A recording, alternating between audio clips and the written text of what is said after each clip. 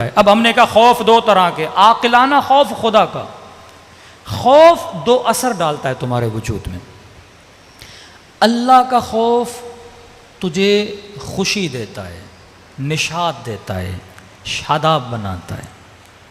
मौला अली खुश, इमाम हुसैन सब गवा दिया, चेहरे पे खुशी।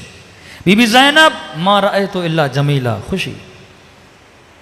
लेकिन एक दुनिया का जो खौफ है, अहले बैत फरमाते हैं वो तुम्हारे वजूद में गम पैदा करता है।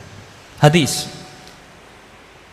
अल खाइफु ला आइश लह, जो बंदा खौफ ज़दा होता है, मासूम फरमाते उसकी जिंदगी में मजा नहीं होता। बस आपको मौत का खौफ लगा रहे, डॉक्टर के भाई कभी भी अल्लाह को प्यारे हो सकते। अब ये खौफ अगर आ जाए, जिंदगी जी पाओगे? हाथ में मोबाइल और बंदा बोलते आजकल चोरी बहुत हो रही है, 24 घंटा बंदा डरा रहे कि अभी छिना अभी छिना, खौफ हो। सुकून तबाह बर्बाद। बच्चा बीमार हो, डॉक्टर के कभी भी रूह निकल सकती है, खौफ। नौकरी मिली हो पर कॉन्ट्रैक्ट पक्का ना हो, कभी भी बॉस निकाल सकता है, खौफ।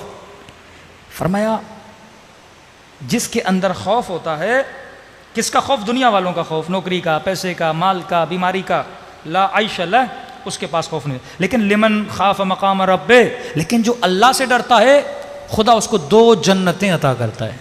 जन्नतान, एक जन्नत आलम बरज़ख में, एक जन्नत क़यामत के बाद उसे नसीब होगी। इमाम खुमैनी पेरिस से ईरान आ रहे हैं, लोगों ने पक्की रिपोर्ट दी आपके जहाज को शाह गिरा सकता है। एक बम लगना था खुमैनी का जहाज ज़मीन पर, लेकिन उस जहाज का कैप्टन कहता है मैंने कभी इतना इत्मीनान किसी बंदे के चेहरे पे जिंदगी में नहीं देखा था।